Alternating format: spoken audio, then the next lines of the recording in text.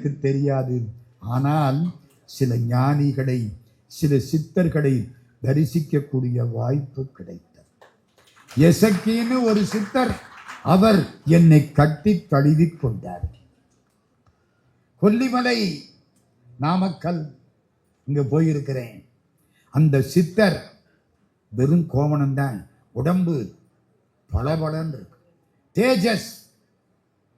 வேதத்தை முறையாக சொன்னவனுக்கும் திருமுறையை முறையாக படித்தவனுக்கும் முகத்திலே என்ன ஒளி உண்டாகுமோ அந்த ஒளி அந்த சித்தருக்கு இருக்கிறது.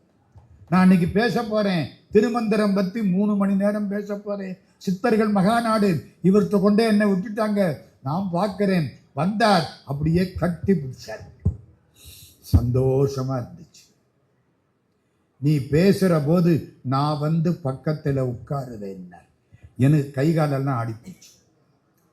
மேடைக்கு வந்துட்டார், வெறும் கோவணம், ஒரு துண்டை வாங்கி கட்டிக்கிட்டு மேடையில என் பக்கத்தில் உட்கார்ந்தார். நான் 3 மணி நேரம் திருமந்திரம் பேசுறேன். அப்பனை நந்தியை ஆறாமுதினை அங்க ஆரம்பிச்சு பேசிக்கிட்டே இருக்கேன்.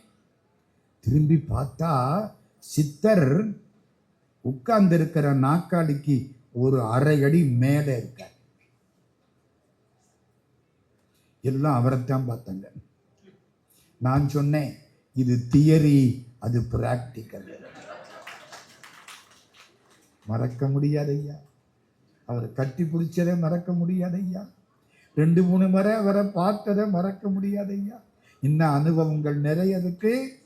வாய்ப்பு கொடுத்தால் பின்